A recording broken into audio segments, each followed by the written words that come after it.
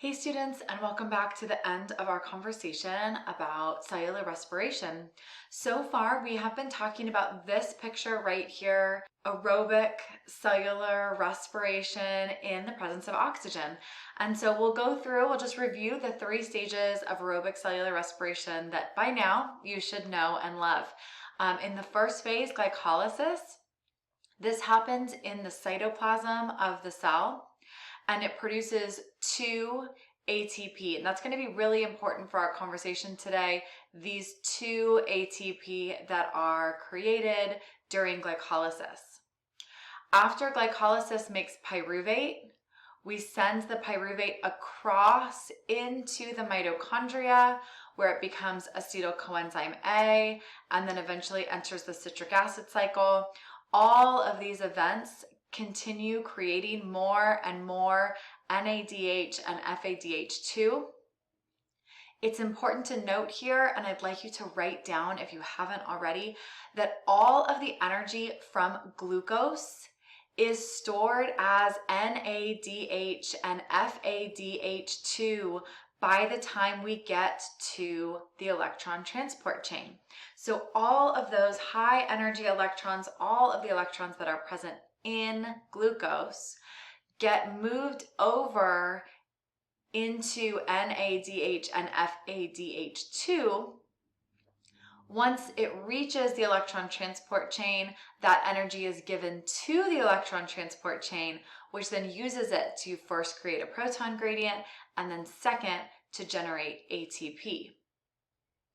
The final electron acceptor of the electron transport chain is oxygen. So if we run out of oxygen here, then we stop taking those high energy electrons from NAD and FADH2. If we stop taking their electrons, then the citric acid cycle stops turning, the oxidation of pyruvate stops functioning, and these pyruvates can no longer be brought in to the mitochondria. It's a little bit like a roller coaster that breaks down. If you've been in line for Space Mountain for an hour, but the car breaks down, then no one can get on the car. And if no one can get on the car, then you're going to be stuck here in this line forever. So instead of just getting stuck here forever, we run out of oxygen. Maybe bacteria is in an environment that doesn't have any oxygen, or maybe this is you and I in our muscle cells and we aren't able to oxygenate our muscle cells very quickly. Maybe we're working out really hard. We start to run out of oxygen. Instead of doing nothing, we take a plan B. So maybe you can't go on Space Mountain, but while you're waiting, you could go on the teacups. Now, the teacups aren't as good. You could go on Utopia. Utopia is not as great as Space Mountain, but at least you're not standing there doing nothing. It's like making the best of a bad situation. And that's really what fermentation is all about, is keeping this part, glycolysis, moving even when the oxygen runs out. So once again, the electron transport chain over here in the mitochondria requires oxygen. Okay, right here, it says oxygen is present. If oxygen is not present, we need to do a process called anaerobic respiration. Aerobic respiration means with oxygen. Anaerobic respiration is without oxygen. So we call this process fermentation. And so after glycolysis, if there is no oxygen present, the pyruvate will enter fermentation instead of pyruvate entering the Krebs cycle or the citric acid cycle. So the process of fermentation is going to convert NADH back to NAD, and we'll see that in just a second. There are 2 types of fermentation that exist. The first is called lactic acid fermentation. This creates an acid called lactic acid, and this primarily happens in our muscle cells. That much we know is true. This last part here, and makes you sore, you heard yesterday, there is some new information about that, and the process of becoming sore or not becoming sore is currently not fully understood. So it may contribute to soreness, maybe not. In yeasts and other bacteria, they do a type of fermentation called alcoholic fermentation. So they're going to convert glucose to ethanol. So they convert pyruvate to ethanol. And so this is how we make alcohol. So when you take, for example, grape juice and you put some bacteria in the grape juice and then you seal it off, one of the really important parts about making alcohol is that you would seal it so that there was no oxygen. Then you force them into anaerobic respiration. And those anaerobes then produce alcohol. So at the end of making wine, after you've had it in the barrel for however long you've had it, the bacteria have essentially created a waste product, a product that would kill them if they kept it in their bodies. So they don't keep it in their bodies. They basically pee it out, they remove it, excrete it, okay, however you want to say it. And that waste product is alcohol. And then the smart humans of the world consume that deadly waste product that the bacteria have gotten rid of, and they sell it for ridiculous amounts of money. So kind of a strange concept, but that's really where alcohol comes from, is it's the waste of bacteria who are trying to survive without oxygen. So they give off alcohol as waste, and then adults buy it and drink it. Weird, but true. Okay, so neither of these are first case scenarios for organisms. Neither of these are particularly efficient. Lactic acid fermentation, alcoholic fermentation, they're okay, but they're nothing compared to the citric acid cycle and aerobic respiration. So if the organism has the choice, it would prefer aerobic respiration, but anaerobic respiration is better than dying. So given the consequences, it would go ahead and do anaerobic respiration. So this is what fermentation looks like. So we take glucose and we turn it into pyruvate. And this process, as you hopefully know, is glycolysis, this top process. So we take glucose, we split it into two G3Ps. Those two G3Ps become pyruvate. That makes two ATPs and two NADHs. Now, fermentation is this part where pyruvate turns back around and becomes ethanol. So in this case, we're looking at alcoholic fermentation. So as pyruvate turns around and becomes ethanol, it reoxidizes NADH back to NAD. Notice there is no ATP made here. Fermentation makes 0 ATP. Anaerobic respiration makes 2 ATP. Anaerobic respiration is glycolysis plus fermentation. That's what anaerobic respiration is. So this whole process. So in the process of actual fermentation, no ATP is made. So then why do we do it? Well, we do it because we remake NAD. And if we keep remaking NAD, then glycolysis can continue. And then we can keep getting those 2 ATP 2 at a time.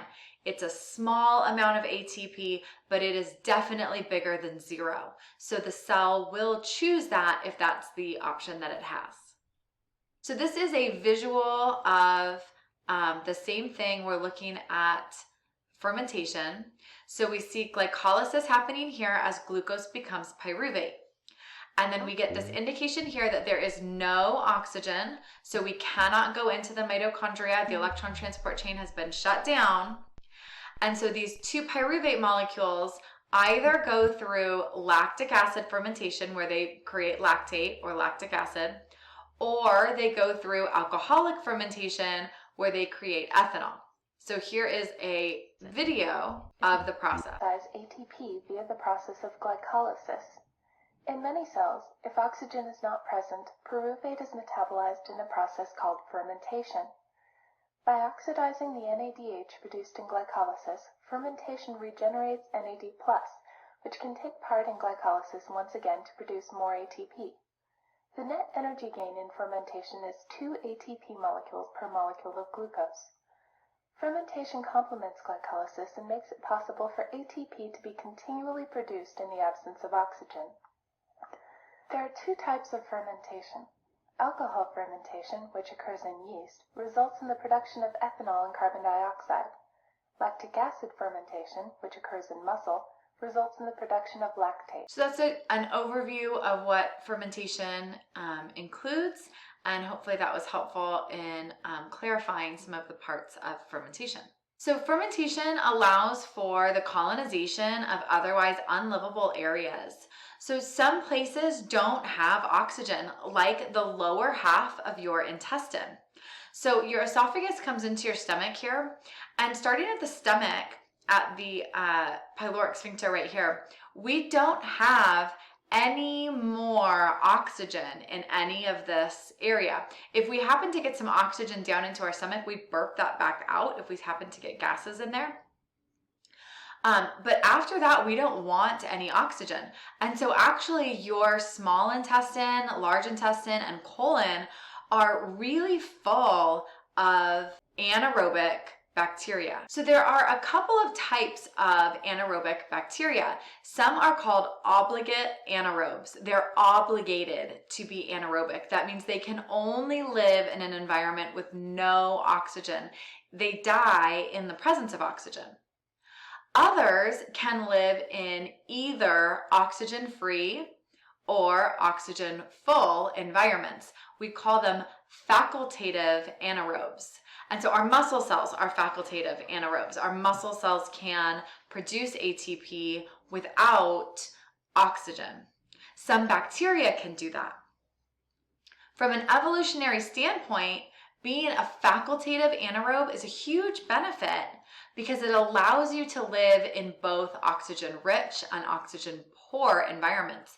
And the more environments you can successfully live in, the better your chances of staying alive. So especially for bacteria, it's a huge evolutionary advantage to be a facultative anaerobe and be able to live both with and without oxygen. So thus far, we have been talking about glucose entering the citric acid cycle and going through aerobic cellular respiration. But I'm pretty sure you guys don't just eat glucose. Glucose isn't even sucrose. This isn't even table sugar. If you are diabetic or if you have a family member or friend who's diabetic, you may have seen glucose tabs. They're these little tablets. They look kind of like Tums that you can take that are just going to increase your blood sugar really quickly in case you're having too much insulin in the body. If you eat one of those glucose tabs, you would realize that glucose is not a very delicious food for our bodies. We eat all kinds of food. We eat proteins, we eat fat, we eat carbohydrates, and all of them can be metabolized. All of them can make NADH and FADH and get used to make ATP, but they join the cycle in different places. So what you can see here is that proteins join the cycle by attaching to pyruvate, becoming acetyl-coenzyme A and going through the citric acid cycle. Fats tend to break into G3P, or they can attach to acetyl-coenzyme A and go into the citric acid cycle. The point here is not that you memorize where all of these different things can enter, but that you realize that you don't just eat glucose.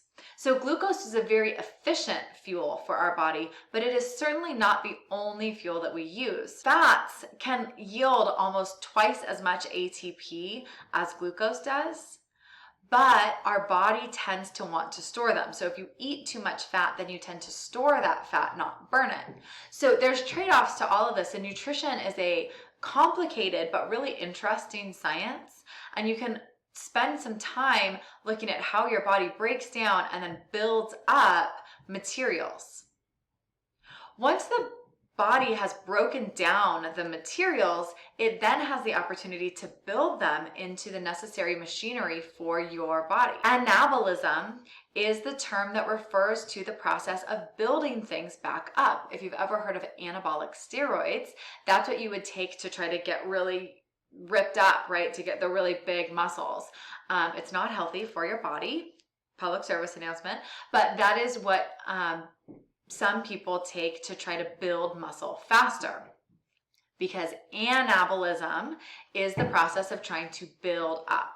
So the body uses the small molecules that it takes in and breaks down, and it uses them to recombine them into something new, kind of like Legos. These are some Legos that were just sitting next to me on the desk, and I have used them to make a staircase for a tiny Lego man. Okay, so this is my little staircase that I made. But I could take this staircase and I could break it down and I could turn it into something else. So I'm gonna do that really quickly. So I took my staircase, I broke it all apart, and now I reassembled it into a wall. Now, a staircase and a wall are not probably that exciting of things to be making with Legos. However, they do show the point that when I take one thing in, like say this is a hamburger, I could break it all apart and I could build it back up into some muscle cells. So when I take in one kind of food, I can transform it into something else, and that's how my body gets all of its nutrition. We call this whole thing your metabolism. It's a combination of the things that you break down, catabolism, like catastrophe, catabolism, and the things that we build back up are anabolism as we piece them back together to make our muscles and bones and to help us grow. Okay, you guys, so we have finished our new material for this whole entire chapter. And as a little moment to just take a deep breath and be proud of yourselves, you have also finished your last new information ed puzzle for the semester. You guys are doing great. The last step we have to do is assess this chapter, and then we're going to start working on our final project together. We're almost there, you guys. Keep it up. You got this.